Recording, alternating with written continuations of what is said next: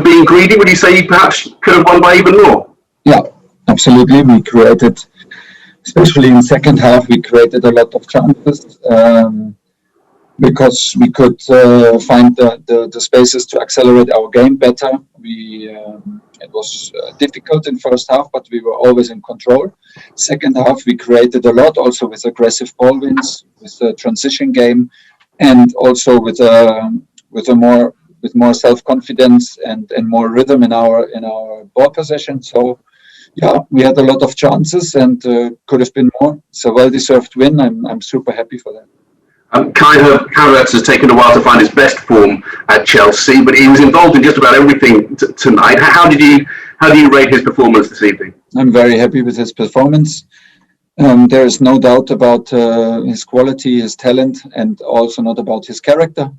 He needs to adapt to Premier League. He needs to adapt to a club where you play to win every game, where the highest standards are normal. This is a normal process also to adapt to this kind of mentality. But I think that he did this today excellent. He showed up in between the lines in offensive positions, and he used his potential to accelerate our game and to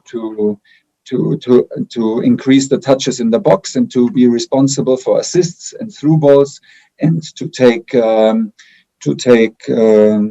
also the responsibility to finish himself.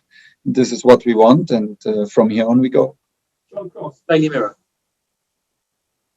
Hello, Thomas. I was just going to ask you about the momentum now. It's 11 games since you've taken charge, 11 unbeaten. You put yourselves in the top 4. How important is that? Obviously, there's still a chunk of the season to go, but that sort of belief and that confidence that you've now got in the chase for the Champions League, which is clearly the target. Be sure that you know this also from any team you played with in the youth or even play now on a regular basis. If you play maybe as a hobby with your friends, if you share special moments, if you share good results, if you share hard fights, this is in the end the glue that brings you that lifts you up to special performances, and that can give you a certain energy that is also needed. I truly believe that this sport is about team effort, and this is a team sport. And I can feel the strong bond between the player and the dressing room. I see them that they're not talking about it, but they live it in every day's training. And this is what you see on the pitch, and I can feel it on the sideline. I feel the support. I'm very happy to be part of this because I feel also that this positive energy from everybody around the team and Cobham towards my staff, towards football, and towards this team. Everybody is doing everything in a very positive atmosphere, and we need this to have a run and to have results like this. Without it, it's not possible. Simon Johnson. Hi Thomas, congratulations on another win. Not many managers would change a winning side with the performance that you put in at Liverpool.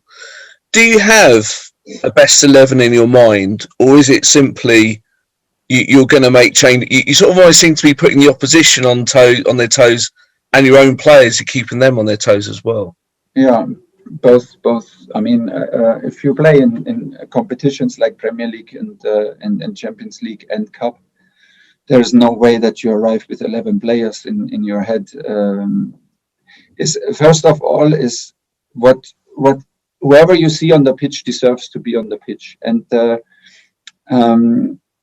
we need to analyze what we give in there, and we cannot just keep players on the pitch just to keep them going. Sometimes it's like this, but after 2 intense games and away game with a lot of traveling, and we missed a lot of sleep between Atletico, Man U, and Liverpool, was the moment to change. And in my belief, there was no doubt, because the guys who were on the pitch deserved it.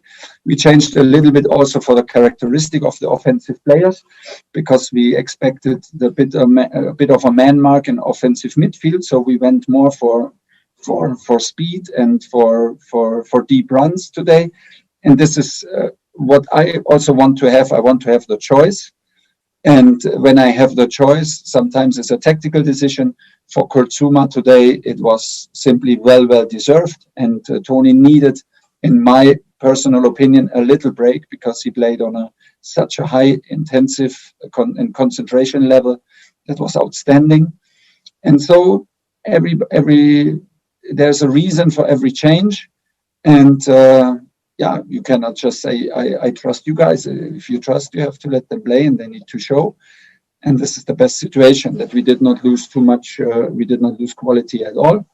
And that everybody feels it, that we can play on a high level. And from there on we go. Last two questions. Joe Prince and then Jacob Steinberg to finish. Joe. Hi Thomas, congrats on the win. I wanted to ask you about Christian Pulisic. You mentioned a lot of players coming in and out of the team. He hasn't played a lot since you've come in. Is there a reason for that? Is it because of the system maybe? Because you've spoken positively about him a lot.